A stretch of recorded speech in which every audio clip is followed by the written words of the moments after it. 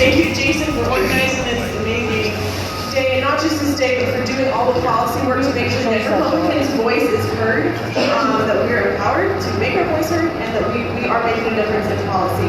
I also want to thank all of those of you who showed up.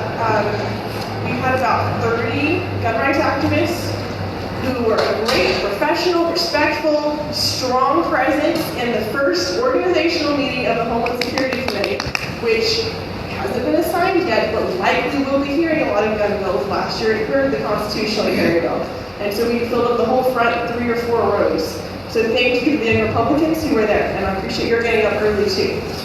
There are a lot of us here standing outside at 7 a.m. So I'm going to talk to you today about constitutional carry, which is not only a Republican Party of Texas state party priority, but is also a young Republicans, the Texas Young Republicans priority. So how many of y'all have heard the term constitutional carry?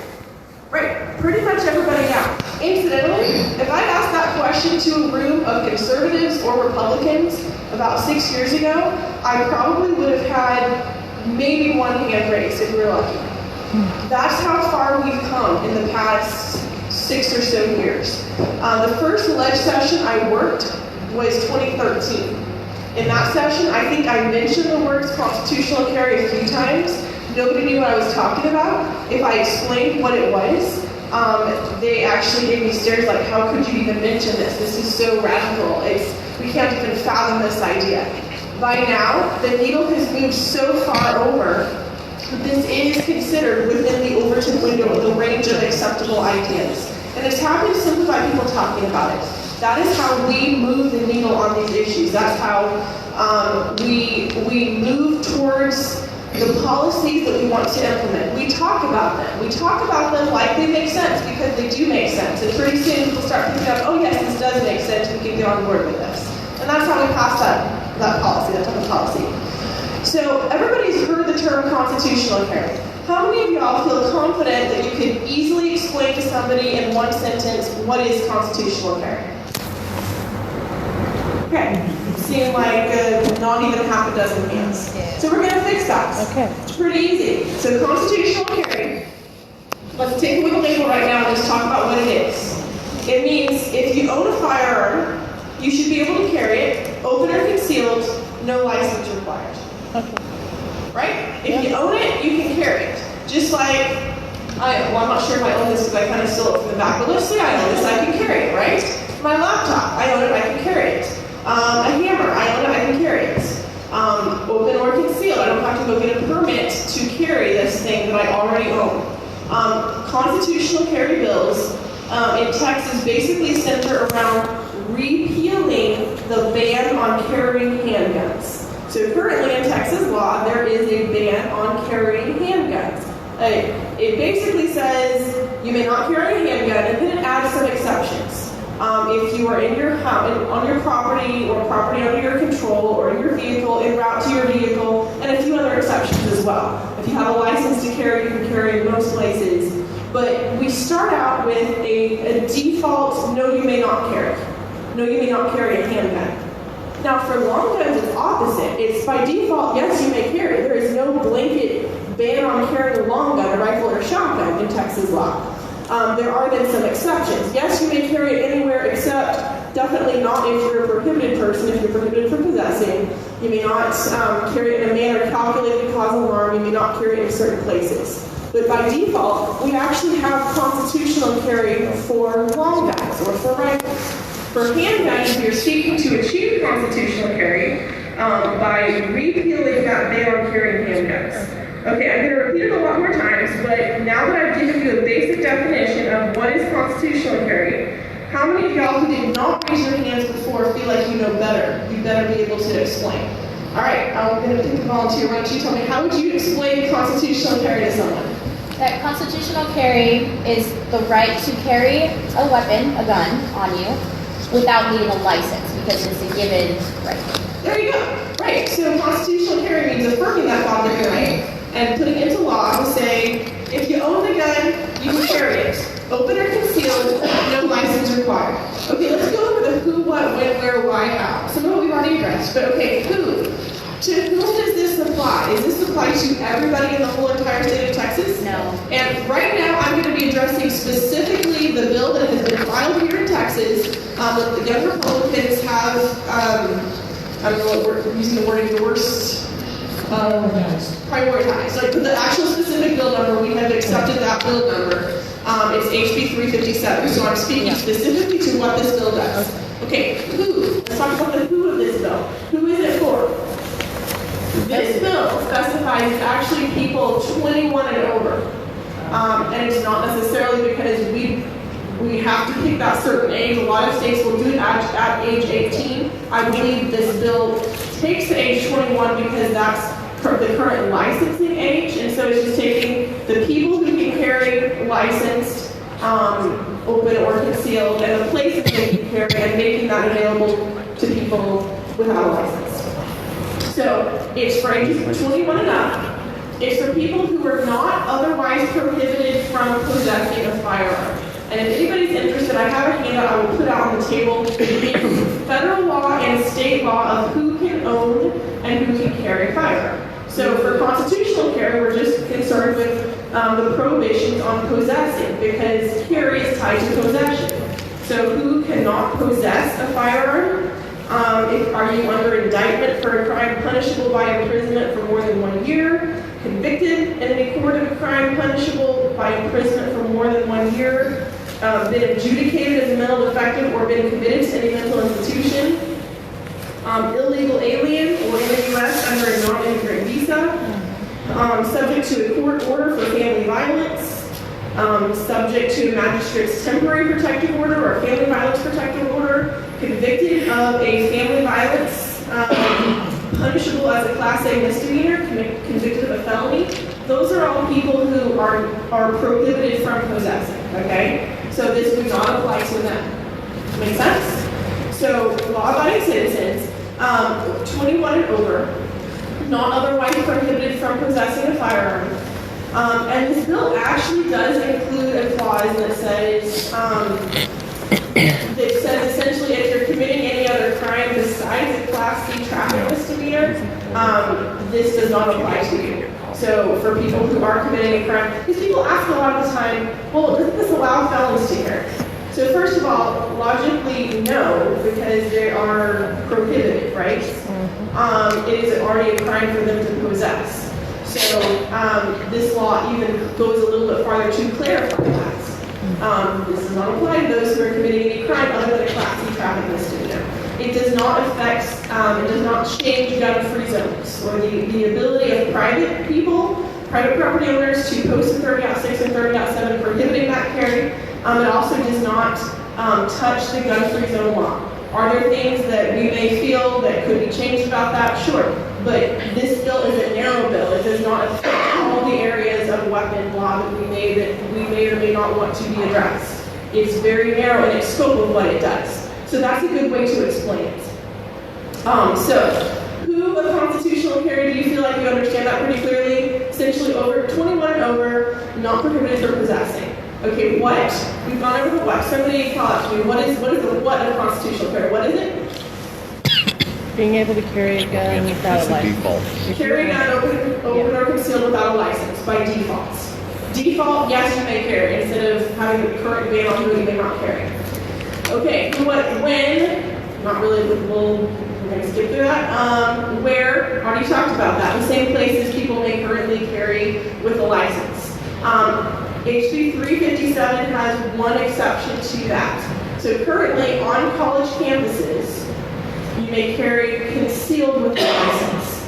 This particular bill does not actually address college campuses, so it would not extend constitutional carry to campuses, which avoids the debate of campus carry activists who would, campus not carry activists. All right. Why would we want constitutional carry? Constitutional right.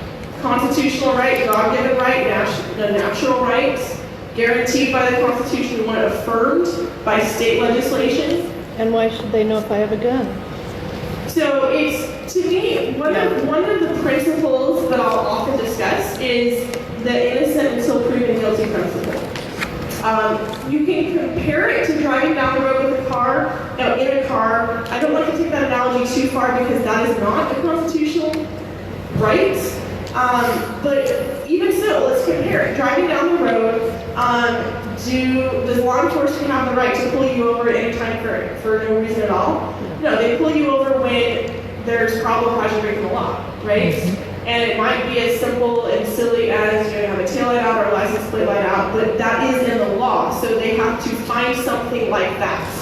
Okay, so at least to some extent, you have the principle of innocent until proven guilty. Whereas for carrying a gun, currently, we see the opposite is applied. It's nobody may carry a handgun until you've gone through the background check, you've applied for a license and proven that you are one of these people who can carry, and then you can carry. So that's one reason. Another reason is, okay, law-abiding citizens, people who want to obey the gun law, they're not going to be the ones to carry their guns, without a license if the law prescribes a license. Who are the people who are going to carry their guns breaking law? It's the people who have violent intent. And so I have a friend who likes to say the criminals already have constitutional carry. Now it's time for the law-abiding citizens to get it. So what constitutional carry does, why do we want to pass it? It reduces the prohibitions on law-abiding citizens carrying their guns. It lets the victims fight back, right? It equalizes the playing field. The criminals are already going to carry guns everywhere, right? Even if they're not supposed to, they're not supposed to have guns. This it reduces the prohibitions for more people carrying guns.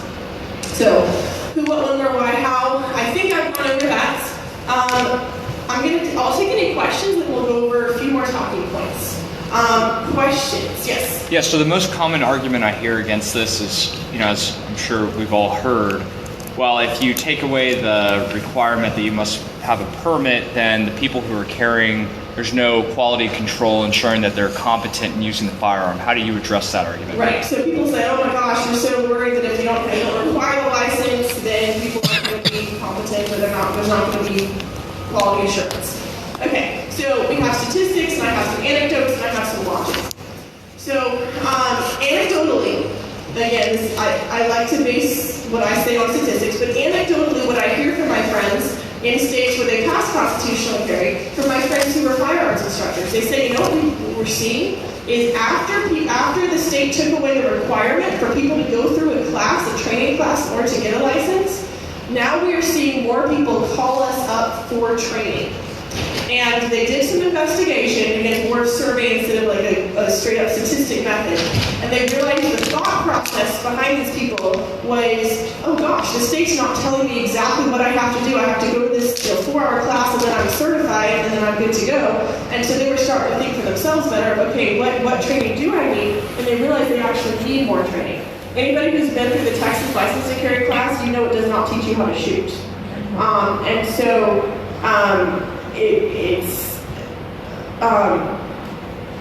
I'm sorry, what? It's like gun safety. Yes. Statutes as well. Right. Exactly, it does not teach you how to shoot. So that, and statistics show the same thing. Statistics also show that we are safer, that the crime rates actually go down when constitutional carry was passed. We have Spencer, was on the policy committee working on this issue, and he lived in Arizona when this was passed, and realized that and what they saw there is violent crime went down repeatedly after constitutional carry was passed. Even home invasions went down. So the statistics are there. Another statistic that I like to throw out there is over 30% of the states, right now 30% of the states allow unlicensed concealed carry. And over 60% of the states allow unlicensed open carry. So we've got over 60% of the states allowing one form or the other, or both. 30% allow. Texas is not among those. So Texas needs to catch up. Texas was the 44th state to get licensed open carry. We need to catch up on our laws.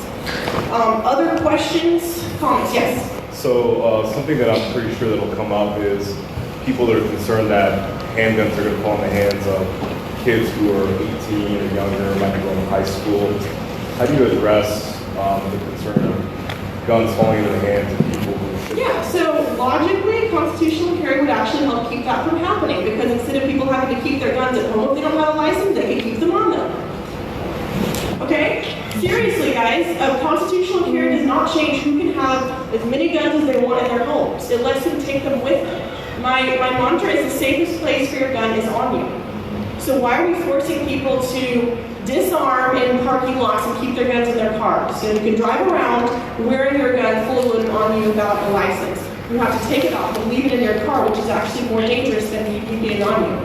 Or you have to keep it at home, which is more dangerous than having it on you. Who could get access to it there? So that's not going to change who has access, except for possibly to give unauthorized people less access because the owners actually have it on them more. So it's most of the arguments against constitutional carry are based out of fear. And I understand that thinking because I've been there. I've been in the place where I was afraid to carry a gun and I thought it was stupid and dangerous. When you look at the facts and you actually take the argument and say, okay, let's talk about that and talk through the end of it, you realize, okay, that's actually not a factual, rational argument. It's based in fear.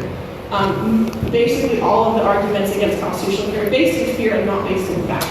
Yes, question? So with your answer, you're assuming that they only own one gun.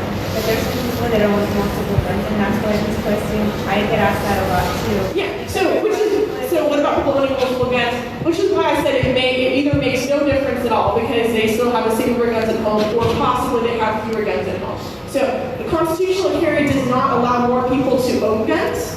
It does not allow more people to have guns in their homes. It says that people who can already carry fully loaded on their person all around their homes, in their cars, they can already have 500 guns in their homes. Now they can carry as many guns as they can fit on them on person. Usually that's one. But does that make sense? So it doesn't change it doesn't change gun ownership and guns in homes and gun storage. It doesn't affect that. One last question. And it still enables proprietors of private businesses to restrict who may carry on their property. It still respects private property. Okay, it doesn't force property owners to allow carry on their property. They can still restrict it if they want to. Now, do we think that's wise? No, but they still have the right to do something that we don't think is wise because it's on their own property. Yes, very last question. Quickly, there's a lot of states, like my original home state, like Georgia, where businesses can ban carry, but this carry ban doesn't have enforceable law. They can just tell you it's not a crime to carry in a place where a business is. That's what I think Texas. Yeah, Texas has its own very specific law. All right, so how many of y'all have heard of constitutional carry? That should be everybody. Okay, how many of y'all, we're going to repeat the same question earlier, how many of y'all feel relatively confident to explain in a couple of sentences what constitutional carry is? Much better than earlier, okay? One volunteer, tell me how you would explain it. Somebody who hasn't before. We're going to pick you. Quinn. Yes, you. I don't like that. It's not going to. Okay, somebody else. What is constitutional carry? How would you define it? Yes. Removing the license restriction to give you your God-given right to defend yourself. Exactly. Removing the license requirement on gun carry. Repealing that gun ban. There's a handout there. Please feel free to take that with you to offices and just go down the list. Pick one or two. You don't have to say them all. Pick one that really stands out and that appeals to you, and use that when you're talking to offices. I think we're about out of time. Ready to go? Awesome. I will move on to the next.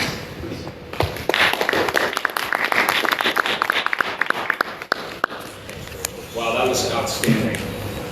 It is never fun to have to follow a really good speaker like that, but I'm going to give it my best here. So our next topic that we're going to talk about is the Prenatal Non-Discrimination Act, and I'm only going to say a few words about this because we have one of our experts in that with us here.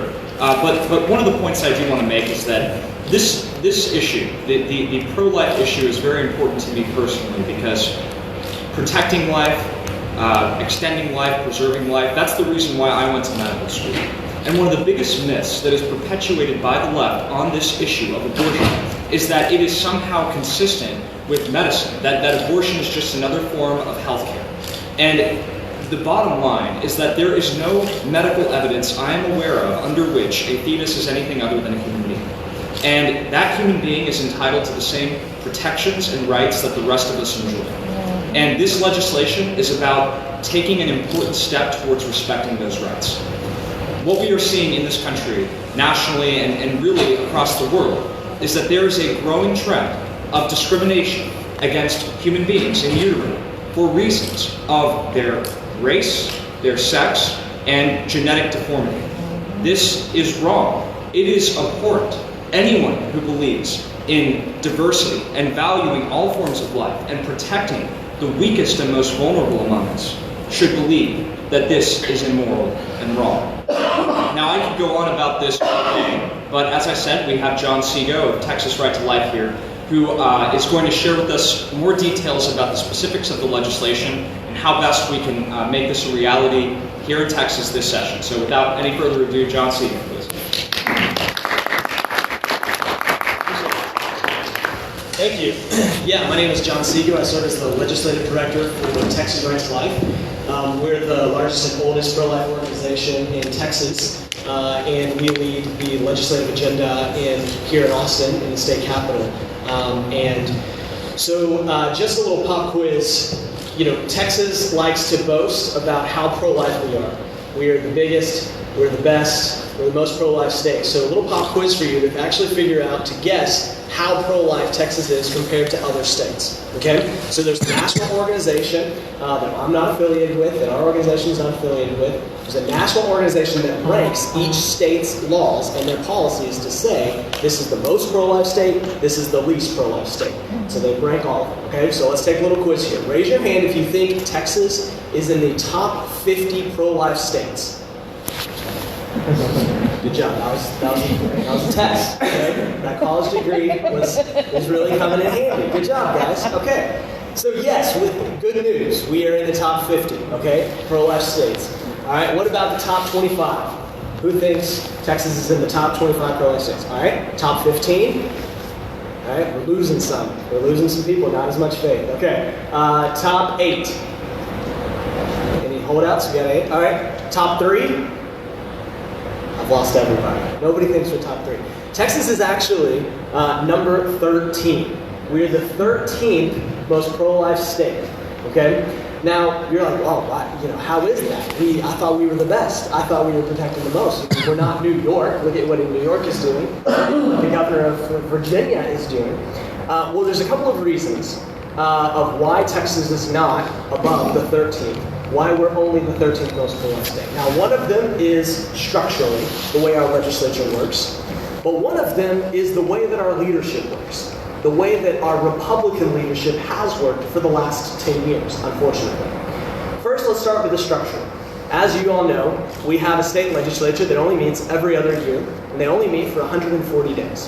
So it is a rat race to get your bill from filing all the way across the finish line to the governor's desk. It is systematically, we've built a system where it is difficult to pass legislation, and we've done that on purpose. Now, I'm a conservative. I think that's a good thing. I don't want the clowns across the street to be able to write our state laws whenever they feel like it. So I like this system. It provides stability for the economy, and it's just, when you're starting a business, you know the rules are going to be the same.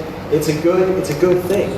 But when you have legislation that is a good idea, there's a conservative idea like constitutional carry or the Pre-Born Non-Discrimination Act, it's a little frustrating. Because we have a set list, several steps to get our bill from filing to a committee hearing, to a committee vote, to a calendars committee, to a calendars committee vote, to the House floor, to another reading, to a third reading, and then we have to go over to the Senate. So we have a system that says at all of these points in the process, it's easy to kill a bill. Now, structurally, still, we get legislation passed, okay? But that gets to our second point, is we have leadership that shies away from controversial issues. We have Republican leadership in the last 10 years has said we're going to only do enough pro-life legislation to go back to the voters, to come up with a postcard that we can send and say, hey, look, we're a pro-life champion. And unfortunately, that's me, that systematically, when all of these pro-life bills have come up in the last 10 years, Republican leadership has demanded exceptions. They have demanded loopholes, weaknesses, parts of the law that we can't enforce because it's just too difficult, because it's too hard of an issue, because we might lose voters. And so what we've seen is this pattern of leadership backing away from the fight. And so what we have in Texas is we have all of these pro-life laws, like the sonogram law, that a woman has access to a sonogram before she decides to have an abortion. We have these restrictions on some public funding. Like you can't use taxes from a hospital district, a local hospital district, to pay for an abortion. Common sense policies. We have a policy that says no elective abortions after 20 weeks because there's a medical consensus that children can feel pain at the point of 20 weeks, at least by 20 weeks. So we have all these pro-life policies, but what has happened over the last 10 years is when these are passed, Republican leadership, Republican chairmen have said to get out of committee, you have to say this doesn't apply to all preborn children. This doesn't apply to every baby, especially the ones who have a disability, especially the children who aren't as healthy as we would like them to be. So for example, in Texas right now, this is the law right now, we say no elective abortions after 20 weeks, okay, because those children can feel pain, unless the child is expected to have a disability. If the child is expected to have a disability, you can take the life of that child all the way up until birth. So we're getting up on our high horse saying, man, New York is terrible because of late-term abortions. We legalized late-term abortions right here in Texas for children who might have a disability. And you know who we let determine if the child is going to have a disability or not? The abortionist. The guy who's making money off of taking the life of that baby. That is how all of these pro-life laws have these little exceptions. And it's unacceptable. Usually in public policy, we do the opposite. Right? If we have a person with a disability or a handicap, we actually give them more access. We give them more protection, more funding, more programs. They need more legal attention than healthy Texans. But there, this is the opposite. We say if the child is healthy, 20 weeks. You can't be aborted after 20 weeks because we value your life. But if you have a disability, we don't value your life equally. You can be subject to abortion, even in the third trimester. It's completely immoral. It's completely unethical. It's backwards from how we typically think of these things. And so what we have, PreNDA, that's the first thing that PreNDA does. Now I thank Jason and Will and you guys that were working on this and to make this a legislative priority. And this is a specific bill to address this loophole, but also to say there's other ways that abortion is discriminatory. Taking the life of a child because they have a disability or a genetic illness, something that they're not perfect, that is discrimination. But also, as was already mentioned, there are other discriminatory factors of abortion. When the abortion is being motivated by the sex of the child, when the abortion is being motivated by the race of the child. So what we have is PreNDA. The bill prohibits discriminatory abortions. We've heard stories of women saying, my husband was forcing me to have an abortion or to seek an abortion because we found out it was a girl. We've heard from women who have said, my dad, I'm still living at home, and my dad was forcing me to have an abortion because my boyfriend was black. These are the discriminatory abortions that we see. So the bill doesn't just prohibit abortion motivated by discrimination, but it actually prohibits forcing a woman because of discrimination. And that's a lot of the stories that we hear here in Texas. Now, even the United Nations, even the UN has said sex-selective abortions are immoral. But unfortunately, some people in that room over there, some Republicans, don't want to go so far as to talk about sex-selective abortions. So the UN is more conservative than some of our Republicans because this is a tough issue. Because we don't want to get into what abortions are moral and what abortions are immoral. So the Preborn Non-Discrimination Act, PreNDA, as we call it, closes the loophole, protects children from those loopholes that we have. But it also prohibits discriminatory abortions motivated by the sex, by the race, or by the disability of the child. And the last thing that it does, and this is really important for pro-lifers, is that it doesn't just say no to the abortion. It doesn't just say we're going to stop the abortions and good luck to the family. Texas has more to offer that family than just saying no to abortion.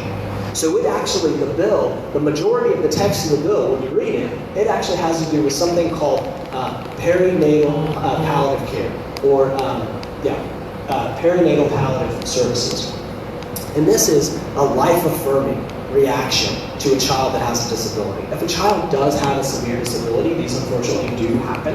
If a child does have a severe disability or does have an illness that we're not sure how long they're going to live, Texas and our medical advancements, our world-class hospital systems, we have more to offer this family than just abortion, intentionally taking the life of that child. And so palliative services, we're thinking of like hospice for old people, this is like hospice for preborn children, for just born children, is we have more services.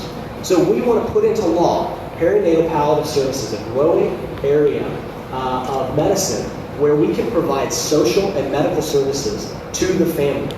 Sit down with them, actually explain the test results, because a lot of these times the test results is not even given by the physician, it's from a technician. And they just say you have this percentage, this much of a percentage of a likelihood of that your child has some kind of disability, some kind of illness. That's not really translated into regular talk that you and I would understand. So perinatal counselors, they sit down and they explain what the tests mean. And they explain what the possible prognosis is going to be. Really give more information to that family than just scare them and say, abortion is your only option. Texas has more to offer, and so the bill includes a big part of trying to support that family rather than just saying no to the elective abortion. Now you can think, okay, John, that may be sounding like a good bill, but there's other pro-life issues. There's other issues we can work on. Whenever we work on our legislative priorities, we determine every session, we come up with a list like this, an agenda of these are the most pressing pro-life lists that we can give to the legislators. Because if we tell the legislators pass pro-life legislation, who knows what they're going to do. If we just tell them go do something pro-life, you don't want to know. You don't want to know what kind of bills they're writing. So we hand them the list. We say these are the 4 pro-life priorities. There's going to be about 30 to 40 pro-life bills filed this session. These are the ones that are the most pressing. These are the ones that have the most support around them, and we're glad to partner with groups like yours to highlight the most pressing issues. And the way that we determine that is we ask 3 questions. So we don't just come up with, well, this is a good idea. We come up with 3 questions, and I really want you to think about these because it will help you when you go into an office and they say, oh, I don't know about that pro-life bill. I really want to name a highway after a pro-life hero. I really want to make a day of remembrance. I want to do something else that's pro-life, not necessarily that one because, those Texas Right to Life group, they're kind of crazy. They went after me in my primary. I don't want to mess with them. We don't just determine this by who our friends are, by what the governor has asked us to do. Last session, we actually were opposed to what the governor was pushing, what his pro-life bill he was pushing, based on this criteria. We have an objective criteria we ask. There are 3 questions. First of all, is this bill going to save lives? That's the first question you should ask of any pro-life bill, no matter what it is. Okay? If it's symbolic or if it's sounds good, is this going to pass? Is this going to save lives? Secondly, does this bill help us in the cultural conversation? What's going to happen whenever you post on social media about PreNDA? Maybe it's already happened. Okay, what happens? You put up on Facebook, hey, this bill was just filed. I think this is good public policy. What happens immediately on your Facebook post? What happens in that comment section? Backlash. Backlash. Your roommate from college. It's like, oh, I can't believe you're such a woman hater. And then your friend from Sunday school gets on there. Oh, all children are a blessing from God. And automatically you've got a cultural conversation happening on your Facebook page, right? That's going to happen with whatever pro-life bill that we pass, whatever pro-life bill we have. This is such a hot topic, especially right now.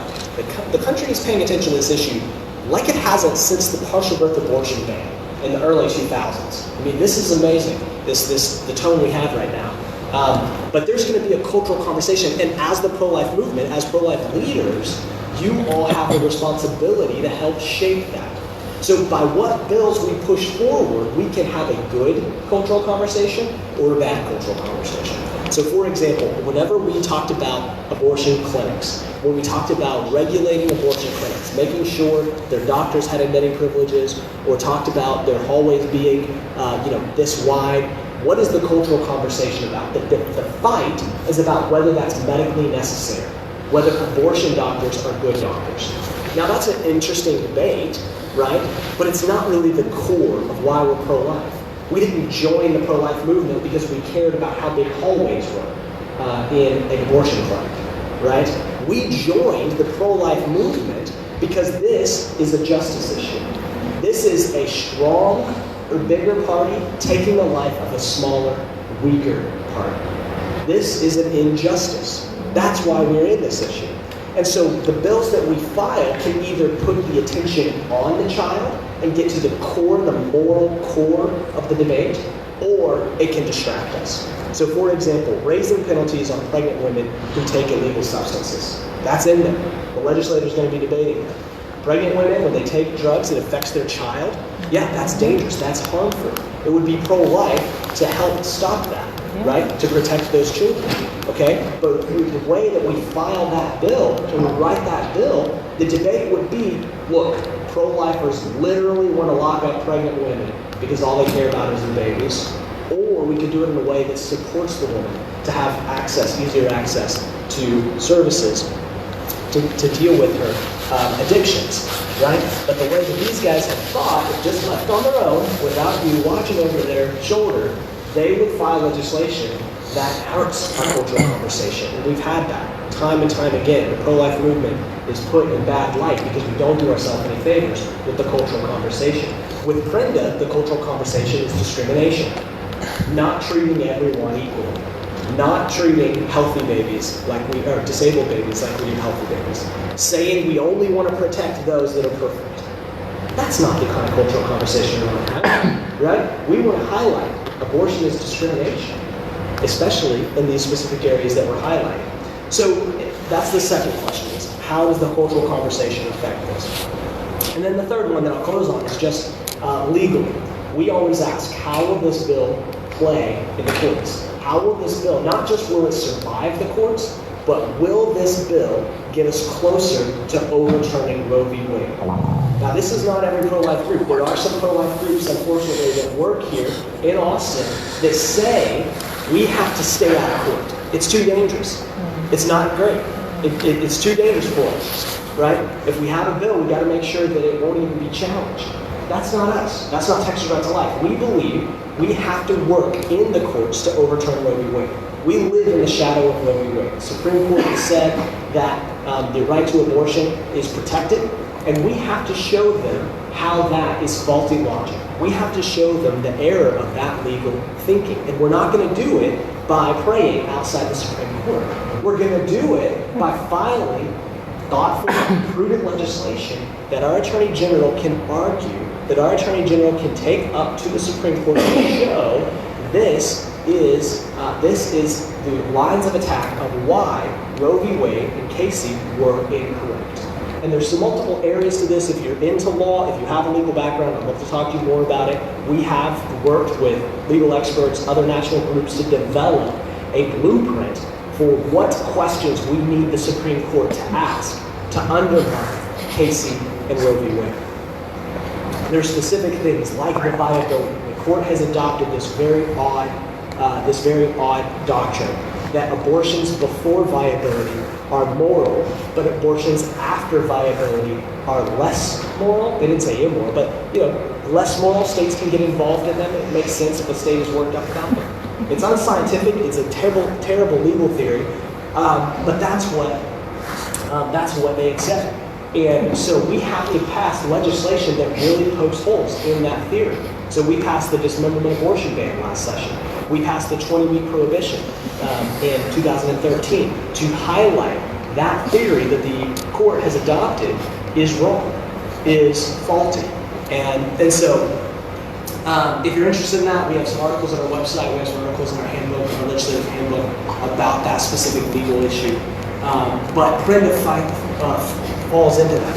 PreNDA is showing the court there are other state interests involved rather than the viability. There are other state interests that the court has already acknowledged that Texas should be able to protect more preborn children than Casey and Roe v. Wade allow. So anyway, I'll stop there.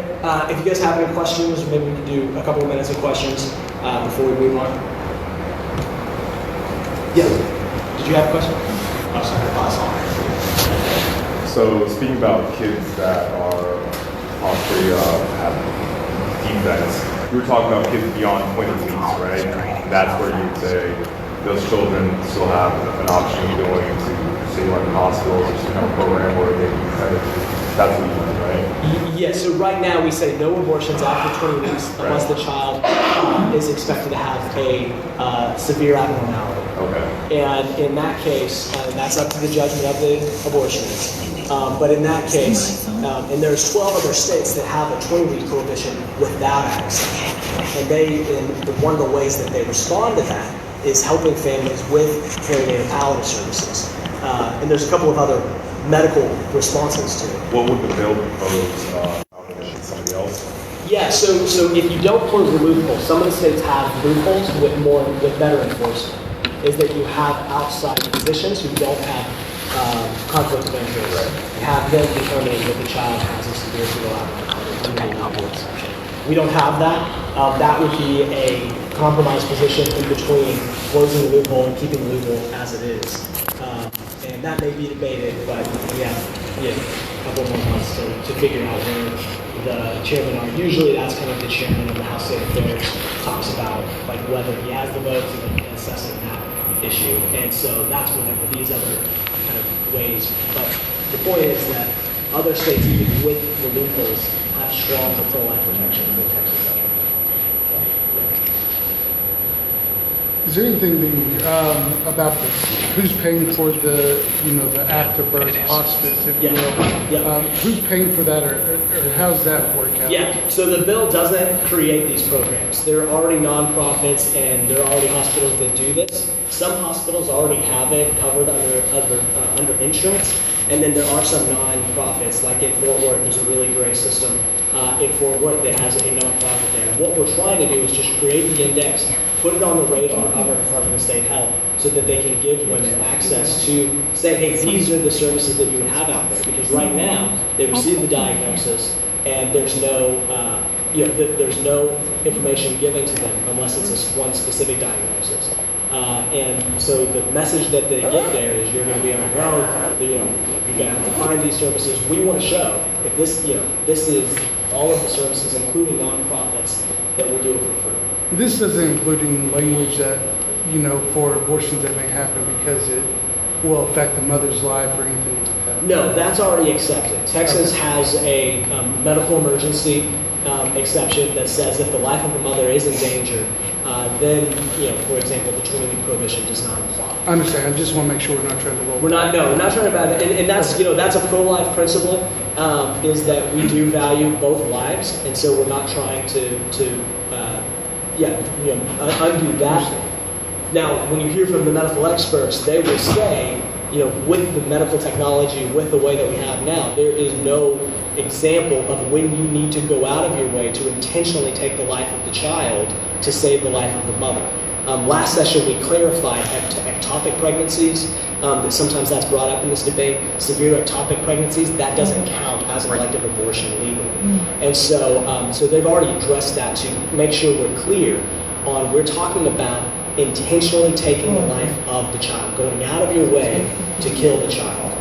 That's when we say abortion, and usually we use the term elective abortion to clarify that's what we're talking about. Not miscarriage, not taking care of the woman in a medical emergency. I have a question. Yeah, please. What is the right to life stance around women who are attempting to have children that are stillborn or deceased shortly after birth? Yeah, so stillborn is, so stillborn isn't counted in the definition of abortion. This doesn't touch any of that. There are some public policy, just kind of a little bit outside of the scope of this conversation, but there are some good public policy things we can do to help those families, and we've been slowly working on these auxiliary issues of how can we support families in that situation. There's one bill filed to make sure that it's easier, that passed last session, make sure it's easier to, if you do want to bury that child, that you can do that. You don't have to. It's completely separate than the big pro-life bill that got a lot of attention, but just good policy because some hospitals had internal policies and it was more of a liability for them. And so wanting to make sure we're supporting that family. But stillborns, this doesn't have any issue. One more question. Yeah, please. Do the insurance companies usually pay for these abortions, or is this a cash deal, or how are these being paid? Which abortions that do happen? So in Texas, you can have insurance. Your insurance plan can cover abortion if that's part of the plan that you've signed up for. Then it will be covered. But it's an elective service, and so it's not in the majority of insurance plans just by default. And there was a bill to clarify that under the Affordable Care Act, there were still some abortion plans that were, some insurance plans that were being supplemented with taxpayer dollars through the Affordable Care Act. And so that was clarified last session. So, but still, Texans can get an insurance plan with coverage for abortion, but it's very rare. Okay, excellent. Thank you. TexasRightsLife.com. You can find us on Facebook and Twitter. And as the session moves forward, we'll have some call to actions to send your messages specifically to the members that need to hear them, and specifically to the committee that needs to hear it. So stay in there. Follow along there so that you can get those updates and be impacted. So thank you guys for the invitation.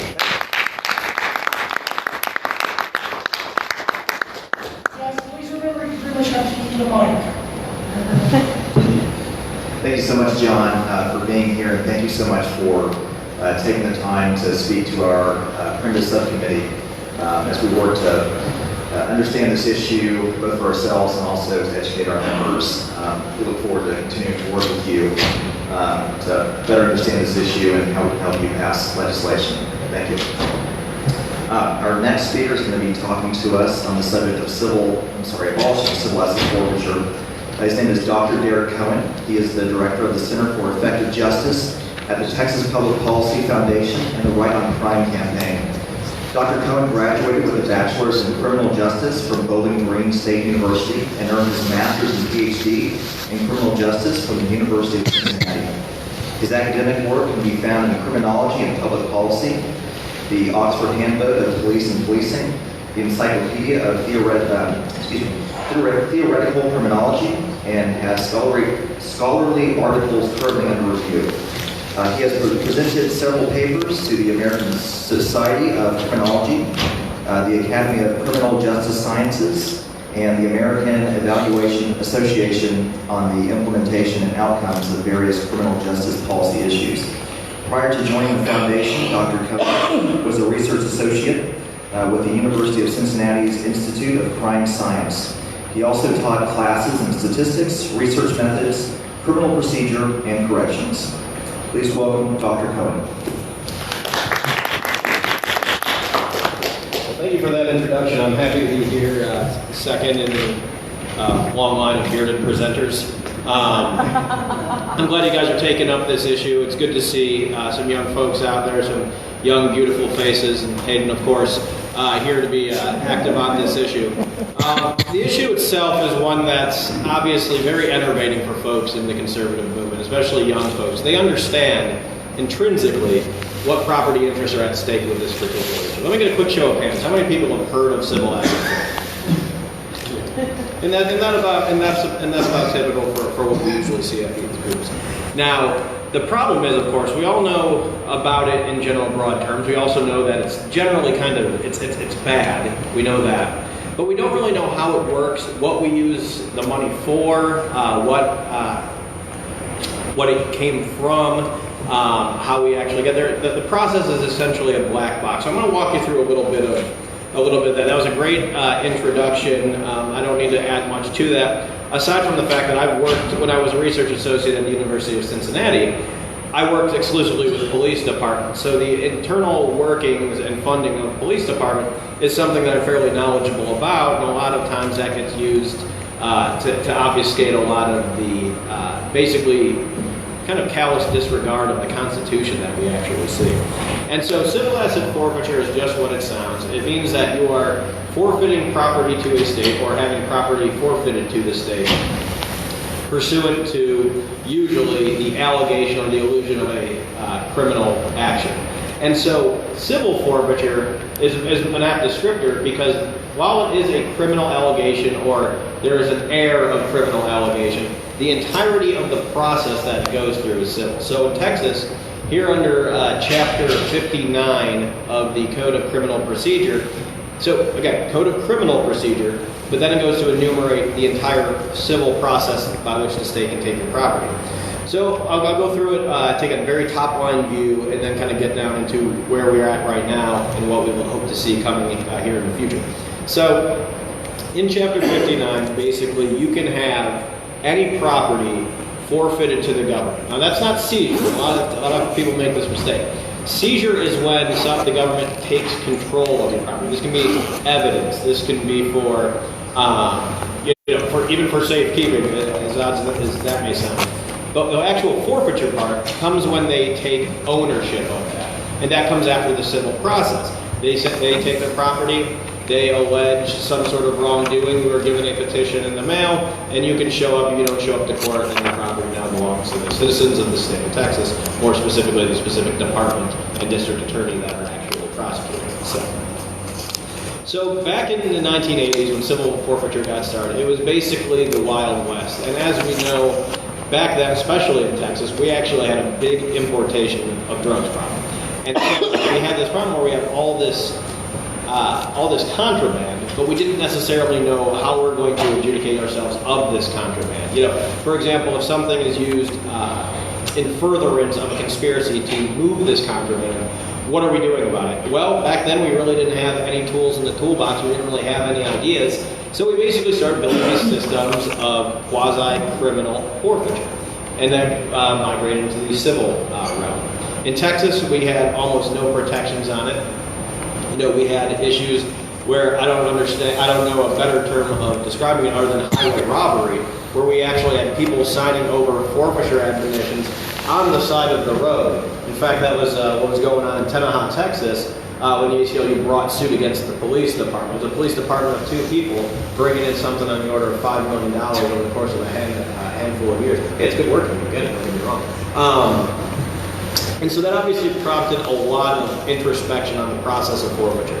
Fast forward to the legislative session in 2011. In 2011, we went through and we changed that particular element. There was no more highway robbery. There was no more roadside forfeitures. There was no more, without due process forfeiture. But they only did the bare minimum that it took in order to make sure that lawsuit went away. And they also put some very broad guardrails on what that money can be used for. That money can't be used for campaign expenses. That money can't be used for margarita machines, is the favorite example that a lot of folks like to bring up.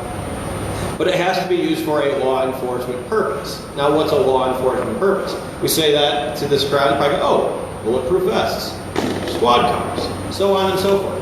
And that is included in law enforcement purposes. But when we actually go through and see what it is being used for, we see refrigerators, carpeting for the office, and other things that are of dubious law enforcement support, no matter how you slice it. So that's where we're at right now. And basically we have 2 ways of going about this, but before we go into some of the solutions, I'd like to dispel some of the myths that are out there. Some of the myths that are out there include that without civil forfeiture, we won't be able to actually cut into the work of the cartels and the drug dealers.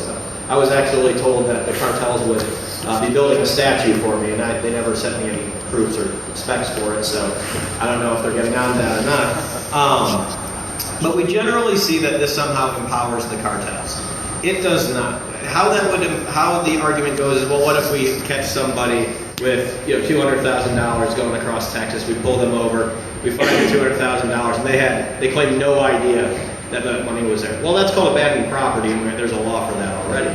Secondly, there was this case with those exact facts happened about a week ago, and of course the District Attorneys Association shared it. Kind of it's a good thing we have forfeiture. You're going after the guy for money laundering. That's a crime. Crime does not need a civil forfeiture component. And so we also see that there is due process involved. That itself is a myth. The fact that you simply have the ability to go to a court and get hit with continuances until you go away and stop inquiring about the status of your property, that's not liberty at all in my estimation. So how do we fix this problem? There are 2 different ways of going about fixing this problem. There is a more omnibus way, and then there is a more limited way. The limited way, and these are bills that are already filed. It is Senator Hinojos's Senate Bill 247 and Representative Canales' HB 182. What this does is that this raises the burden that the government must prove before they seize this property that there's been some sort of criminal activity. Right now, that stands at preponderance of the evidence. And what that simply means is, if I eyeball you and I say, yeah, you had $2,000, you kind of look like a drug dealer, so the state's going to go ahead and take this. That's preponderance of the evidence. It's 51%. It's barely more likely than not. That's, in the actual practice, that's almost no protection whatsoever. It does that, and it also patches equitable sharing. Equitable sharing is where even the states that have gone ahead and patched their civil forfeiture programs, they can still go to the federal government and do what's known as an adopted forfeiture. They can say, hey, ATF, FBI, DEA, Department of Education, National Oceanography Administration, and literally any other federal administration with law enforcement powers, how about you say that we partnered on the seizure, and then we go through the federal system, which again, low standard, preponderance of the evidence, no protection, and then we'll split it 80-20. You guys get 20% for your time and jurisdiction, and that actually fixes that as well. However, there is a more omnibus approach as well, and that is House Bill 404. Go try to look it up over there. Computer humor for you guys. But with that is a much more powerful. That eliminates civil forfeiture largely. What it does is it requires that there be a criminal conviction in order to satisfy that forfeiture claim. That criminal conviction requirement, even that's not the perfect system. If you ask the folks from the Institute for Justice what they would like in a system, it would be forfeiture does not exist at all. It only can be as party to a criminal case, because that would obviously evoke any sort of protections that are latent within a criminal system. But this is the best that we have as far as art of the possible. This simply says if you're going to forfeit property, under X number of dollars, or a personal conveyance that is valued under X number of dollars, you need to make sure you have a conviction first. There are exceptions to that. Personal conveyances over that threshold, which I believe is $10,000. Property valued over $50,000. So rich people don't have constitutional rights, or at least in this case. But basically, these are the thresholds that make it so that, the whole you can't go after the cartels with this concern is assuaged, whether one agrees with it or not. And it also has some sort of protections in there as well about equitable sharing. So I want to bring up another issue, tying kind of the general issues that this body has looked at into it. One of the areas that we're working really closely with the NRA on is the fact that we're seeing in many jurisdictions outside of Texas is that civil forfeiture is basically being used as the model for disarming certain people that you don't necessarily want to go about disarming more up front. Simply saying that, this person's probably involved in a crime, so we're going to take their guns. And this is an issue that, again, with this preponderance of the evidence standard, that would not clear Second Amendment scrutiny. It would not clear the scrutiny needed to actually get an individual, protective order against an individual so that seizure could happen. But this is that very low threshold, like this person uses this weapon as an instrumentality of a crime, or might, we don't have to prove it, and that we can go ahead and take it just before anything happens there. So I know you guys are a little bit behind schedule, so being respectful of your time, I'd like to open it up for questions. Sure, I have a question. So are you aware of the Supreme Court case out of Indiana right now, and is that going to affect the legislation that's submitted this session, and are you optimistic about what the Supreme Court would say on the issue? Okay. That's a really good question. I'm going to take it in reverse order. Okay. Just repeating, he asked about the Tim's case in Indiana and this legislation. Yes and no. Am I optimistic about it? Yes, I'm very optimistic about it. I've never seen you shouldn't be like popcorn listening to Supreme Court hearing, but the dragging that Sotomayor and Dorsey gave the Solicitor General of Indiana, you'd be hard pressed to see a beatdown like that in the Supreme Court. A bipartisan beatdown, and it got to the point where even though that the facts of the merits of the case on whether civil forfeiture should stand or not, they basically said, you could basically infer what they said, that they weren't keen with how it was applied, and then when they wanted to argue it on its merits, that forfeiture in and of itself is probably not a meritorious process. So I definitely think Tim's is going to be decided in favor of the plaintiff. The problem with that, though, is if you actually get the question before the court, It simply is about a commensurate standard. So in other words, and I know Ohio actually does have this in place, where if you're going to forfeit, if somebody had a good one is pegging it to a fine, So if somebody commits a criminal offense wherein the potential fine is $1,000, and you seize and forfeit their house, even though it is allowable under law, is that a commensurate punishment? And Tim's arguing that no, it's not. And so that commensurate standard will help, but I think that it will be hard to get that ruling narrow enough without reading into some form of critique on the actual structure of the forfeiture process. Because right now, they've actually tested the substantive due process and the procedural due process, in Bennettsville, Michigan, and they basically said, yeah, it's not great, but hey, you get a hearing, so it's due process, right? And you generally see that people around the country just go, no, it's not good.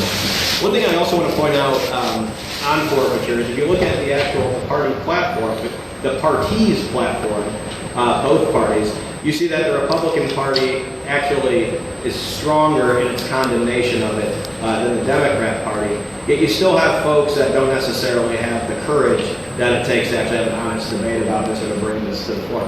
It's a new day. You got the speaker coming here at lunch, so that would be a great opportunity for him to Other questions? All right. Well, excellent. Thank you very much. Right before I go, I want to show you guys something. In the mail the other day, I got this. It's the actual page of the congressional record from the passage of the First Step Act, and I bring it today as an illustration that groups like yours, it seems like, sometimes you guys get involved in an issue and you have contentious sometimes meeting with membership, and it seems like it's all for nothing because, like good politicians, they don't do what they're there to do. I want to show you that what you guys are doing matters. This time that you're spending here, the time that you're spending there, is not a waste of time. We're not going to get 100% of the wins that we want. We're going to take some losses along the way. Liberty is going to recede, but that doesn't mean that what we're doing is not in net advancing the cause, in net advancing conservatism, in net advancing liberty. Thank you.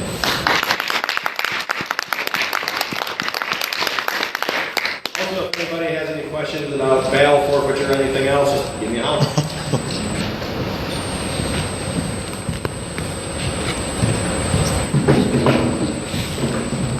All right,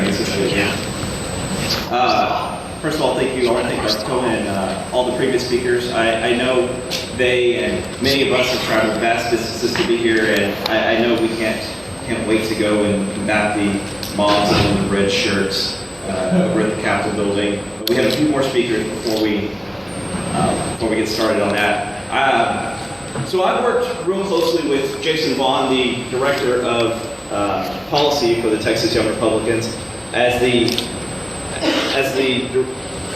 what's my title? Chairman of the subcommittee on cannabis reform for the Texas Young Republican Federation. As many of you know, our federation recently adopted cannabis reform as a legislative priority, and I want to introduce a speaker who I've come to admire over the years, who I've seen at the RPT conventions advocating for this issue, and I hold her in great esteem, and I think that she is largely responsible for these planks being included in the platform. For those of you who don't know, the RPT this year adopted 4 planks related to cannabis reform in our platform. Those would include cultivation of industrial rescheduling of cannabis, decriminalization of quantities less than 1 ounce, and expansion of the Compassionate Use Act. So again, it's my pleasure to introduce Heather Fazio. Now I'm going to read her very brief bio here, but I'm sure there's much more to this person than just what is written here for me. Heather is an advocate of individual liberty and personal responsibility. Heather Fazio has worked for limited government since 2009. She served as executive director of Texans for Accountable Government from 2011 to 2014. where her priorities included privacy rights and civil liberties, including cannabis reform. Heather utilizes her passion for grassroots activism to positively affect public policy. In 2014, Heather began working for the Marijuana Policy Project and built an advocacy-founded coalition, Texas for Responsible Marijuana Policy. Now Heather serves as director of the coalition and remains dedicated to enacting sensible cannabis reform in Texas. So with that said, it is my pleasure to introduce Ms. Heather Fazio.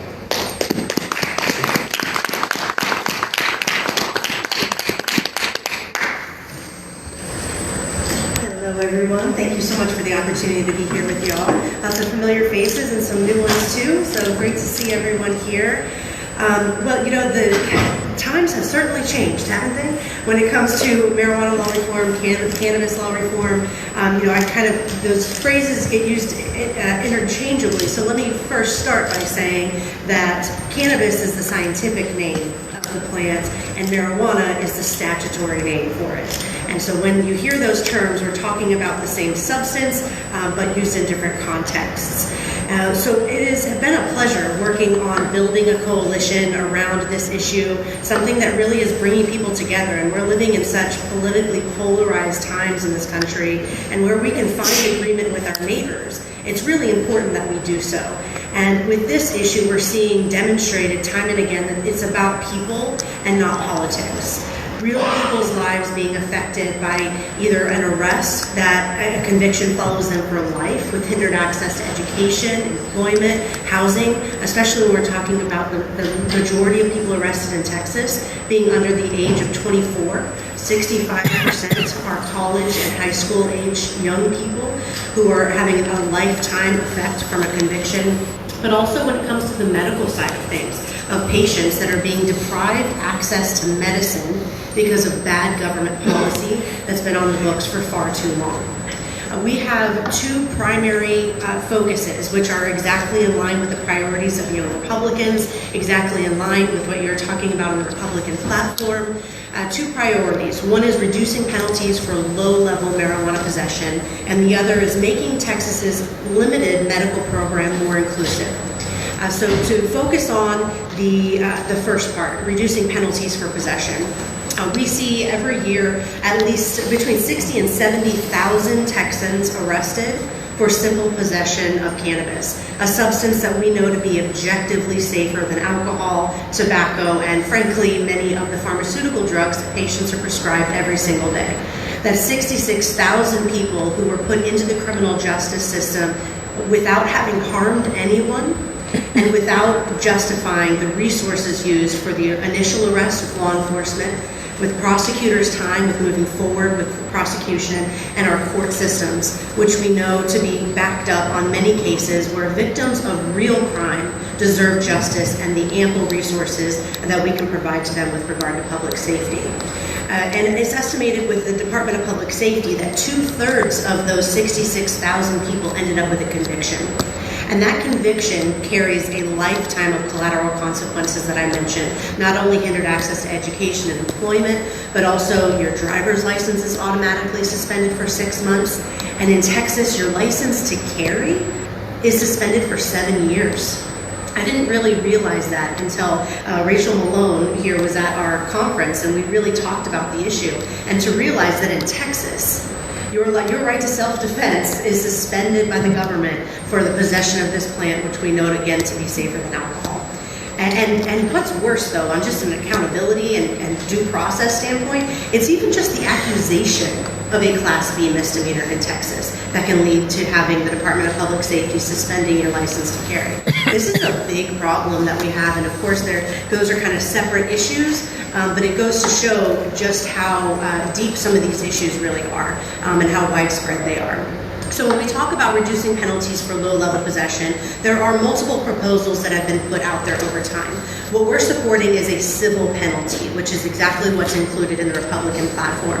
This would eliminate the threat of arrest, jail time, and most importantly, that criminal record for 1 ounce of marijuana or less, which is about a pack of cigarettes worth, and what most people are arrested for small amounts. We're not talking about trafficking, we're not talking about distribution, we're talking about personal amounts of marijuana leading to tens of thousands of arrests in Texas. So we'd like to see a civil penalty enacted where it's a fine, there's no jail time associated with it. Our criminal justice resources can be used for real crime, where they very well should be. Additionally, there's a proposal to just kind of show you the differences here. Historically, what we've seen in Texas introduced is a proposal that would make it a Class C misdemeanor, which is good in that there's no jail time associated with it. The fine is $500, and a lot of the time people don't get arrested for Class C misdemeanors, but sometimes you can be arrested. The problem with this is that you still end up with a criminal drug conviction. And that's what triggers all of those collateral consequences that can't be expunged. You can get an arrest expunged, but not a conviction. And that lasts a lifetime. And so that's why we've taken the approach with the civil penalties to avoid that criminal conviction. We've seen several bills introduced. In fact, overall, there have been 32 pieces of marijuana-related legislation introduced for consideration. I mean, in 2013, my first session at the Capitol working on this issue when I was working with Texans for Accountable Government, there were two. There was a Class C proposal, and there was one that would give patients an affirmative defense to prosecution. Only those two, and now we see 32 pieces of legislation that really span the spectrum from adult use legalization, which is growing in popularity around the country and in Texas. We are not focused on adult use legalization. We really, and what my work has been over the years, is where we find common ground. And we see overwhelmingly that regardless of party affiliation, or age, or sex, or race, or any of these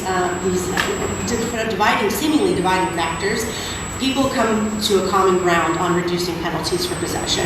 And so that's really where we are focused. But they range from adult use legalization to reducing penalties where we find agreement. Medical marijuana, we see hemp introduced. Again, 32 different bills, and showing that there's lots of different conversation to be had.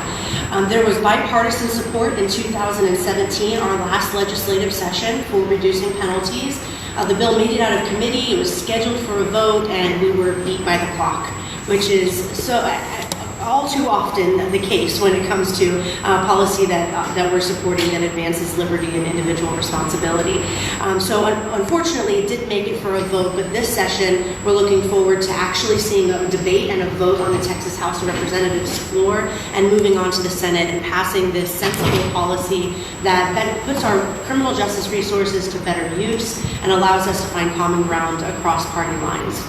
So shifting gears over to the medical side of things. When we talk about the criminal justice side, there's facts and statistics that are distinctly different than when we're talking about medical cannabis. There are 33 states, including every state around Texas, that has passed legislation allowing patients safe and legal access to medical cannabis. In 2015, Texas is not included in that list because we have a very narrow program. In 2015, we saw the Compassionate Use Act passed into law, which allows those with intractable epilepsy to access low THC cannabis.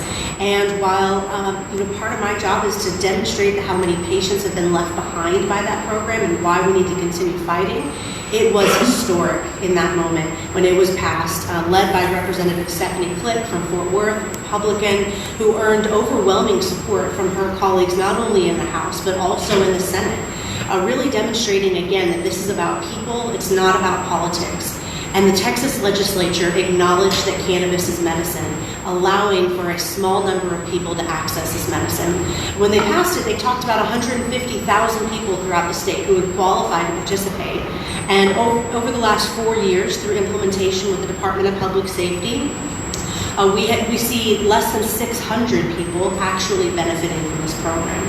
But we know that so many others can use cannabis with the recommendation of a doctor in order to benefit their medical conditions, whether it's those suffering from cancer, PTSD, multiple sclerosis.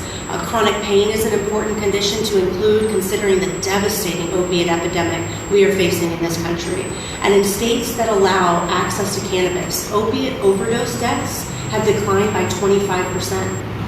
This is a medicine that's not covered by insurance, but patients are going into their own pocket to pay for cannabis because they know that it's helping them to get off of opiates.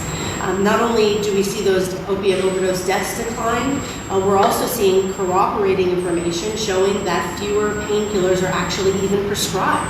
So doctors are prescribing fewer painkillers in those states. There are many different conditions that can benefit from cannabis, and what we'd like to see is the program made more inclusive, so that if a doctor thinks that a patient can benefit, they're able to access it. Now, in the legislation we're supporting, it has a list of qualifying conditions that are defined as debilitating. The Republican Party goes a little further toward freedom, and I like that, saying that doctors should be the ones really deciding. It shouldn't be a list of conditions that politicians put on paper, and I personally very much agree with that. However, there are concerns that some folks have, including Governor Abbott, about abuses, about it being over-recommended.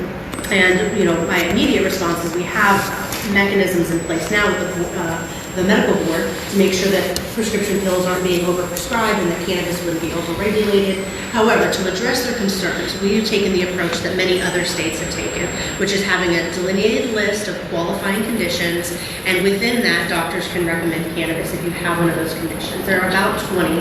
I mentioned cancer, PTSD, chronic pain, but it also includes Parkinson's and Alzheimer's, which is, there's not a medication on the market that really rolls back the effects of Alzheimer's, but according to the Salk Institute out of Arizona, in 2016 they issued a report showing that cannabis, particularly THC, is breaking up the plaque in the brain and stopping the progression of the disease.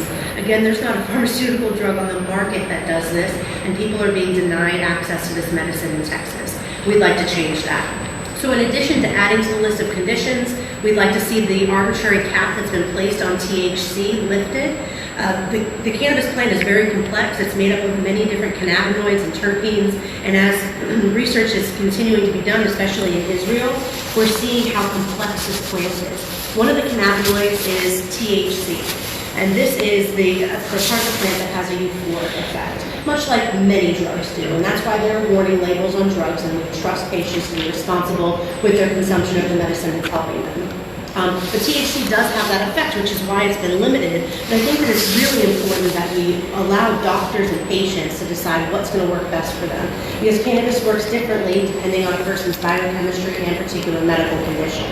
So we want to leave that against the doctor-patient relationship, restoring the integrity there.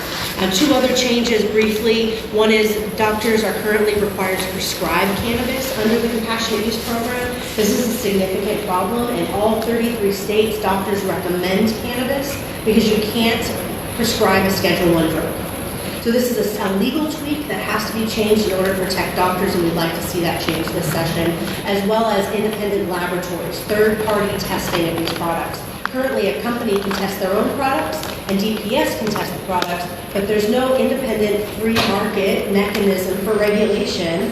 I'm all for reasonable regulation through the state, but we also want to make sure that products can be held to higher standards through independent third-party testing. So we have those 4 pillars: adding to the list of conditions, removing the cap on THC, and the 2 things, the prescriptions and also the labs. This bill, it had earned support for more than half of the Texas House last session. 78 members signed on as co-authors of the bill, including 31 Republicans, demonstrating again that this is not a partisan issue. The people that need access to this medicine have been contacting their legislators, and that the issue is moving forward now. So we have handouts with more specifics on the legislation. I want to thank Jason for printing these out. There are 4 bills in particular that we have cited at the top of these handouts relating to civil penalties and medical cannabis. We have an exciting legislative session upon us now. The clock started on January 8th, and we only have 140 days every 2 years to pass meaningful legislation. So it's now more important than ever that we remain dedicated, as you all are here at the Capitol, to make sure that we are advancing sensible policies that advance liberty and really reinstill personal responsibility in the state of Texas. So I can take a couple of questions about this issue, and then I'm going to welcome Rachel Malone up, and we're going to talk a little bit about what to expect going into legislative offices, how to introduce yourself, and really get conversations started on the issues that are important to you. So any policy questions related to cannabis? Yes, sir. Not the nootropic review nootropic drugs like modafinil and Forfeiture have a potential? I'm not advised. I would love to learn more about that. You said those are new drugs? No, they're called nootropic. N-O-O-P-R-O-P-I-C.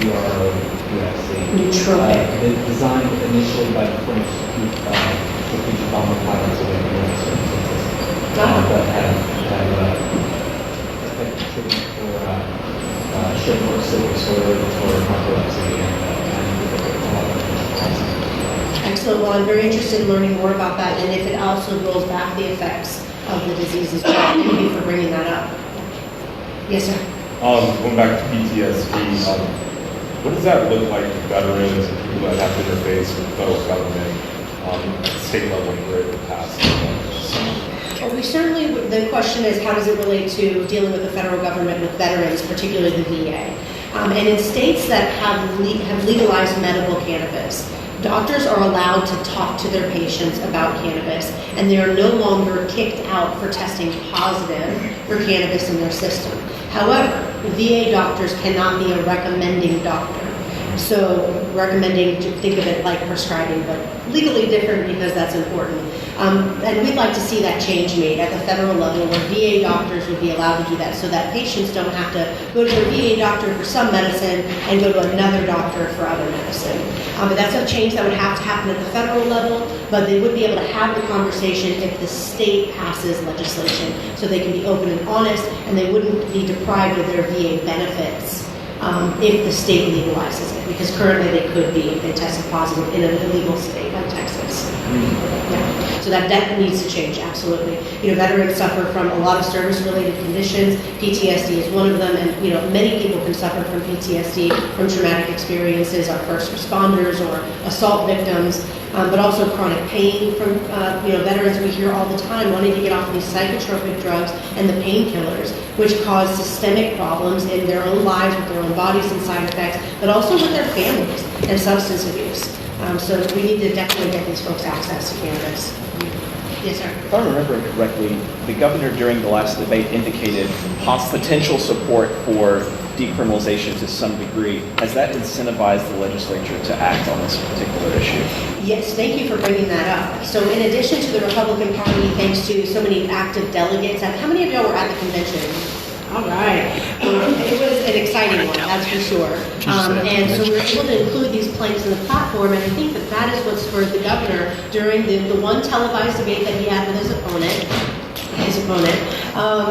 During the debate, they were able to talk about this issue. It got brought up, and he says that he's willing to work with lawmakers on reducing penalties for low-level possession, though he did specify a B2C approach that I outlined, and what we're trying to do is the civil penalty approach, and so we're trying to work with his office on how to come together on that. But it was a big moment for those of us who have been working on this for so long, because we, frankly, have been feeling like we're just beating our heads against a brick wall with Governor Abbott. And it turns out that brick wall is not as thick as we thought it was, and he was hearing us and looking at these sensible approaches and hearing the Republicans who, from conservative perspectives, think that these laws need to change. So in addition to giving a big green light on reducing penalties, and yes, Republican lawmakers are hearing that, and that's why we're seeing bipartisan support continue for it.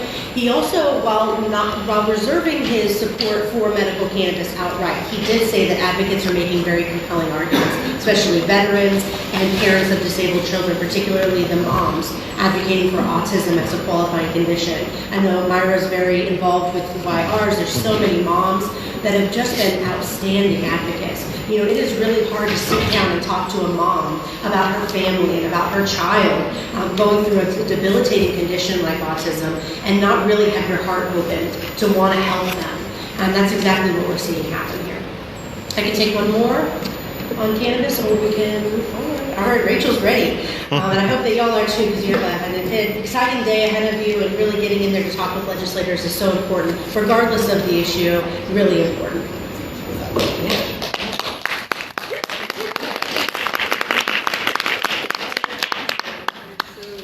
So we're here.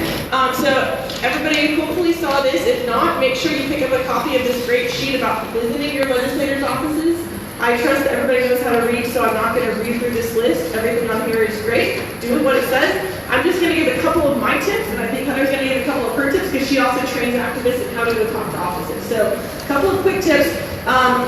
Before you walk into your rep's office, if you don't know what they look like, Google a picture.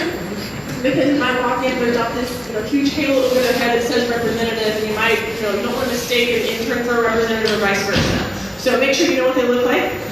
Second, before you go in, decide what you're asking for. You want to make an ask. It's not just introduce yourself. You want to make an ask. So my recommended ask is please co-author these bills that we are supporting.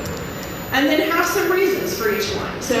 But make that your ask. And the reason we ask not just, please support this if it comes to the floor. Some of the bills don't come to the floor. Some of the bills need a strong show of support to get to the floor.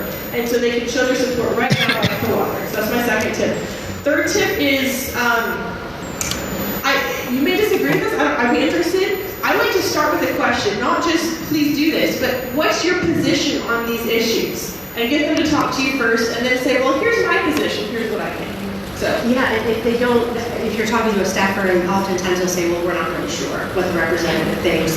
Ask if they're getting feedback from the district. Have you been getting calls or emails about this issue one way or another? And let them talk to you about that. Often they're using their database where they're logging all the emails and phone calls that they get so they can track that. So have them tap into that. And another thing, just, thinking about after the meeting, follow-up is very important. So get the card of the person that you met with and send them a quick email, whether it's later tonight or tomorrow, just thanking them for their time and following up with that ask. It's really important that not only we bring up these issues as important, all the different issues that are on the priority list, but following through with the action, because we want them to move on these things, because they will tell you that they're supportive, but unless they're pressured to do something on it, they may not. Yeah. Any other questions about talking to your legislators? Is there any way to short their commitment? Like to persuade them? Well, or to see it? Well, I would stress not just do you support this, but please co-author. Why haven't you co-authored it yet? Do you need to hear from more members of your district? Or do you have any concerns? Do you have any concerns? Yeah. And then you may not be able to address them right in that moment. Write it down. It's always okay to say, I'm not sure, but I'll be happy to follow up with you. And that gives you another reason to continue the relationship. And look at this as the beginning of a relationship with your legislators if you don't already have one. If they continue to be in office, this may be a long-term relationship, and you're going to want to make sure that it's amicable between the two of you. And then final tip, you are qualified to go give your opinion to your legislators. If you are their constituent, you have an opinion, you're qualified. You don't have to be the expert. You can refer them to experts or give them facts, but what matters is you're their constituent, you have an opinion. So feel empowered. That's right. Thank you guys so much. Thank you. And thanks to everybody that's come to came to speak and has helped so much. Guys, who's ready for lunch? Ooh. All right, let's take y'all are not hungry. I can keep it, no.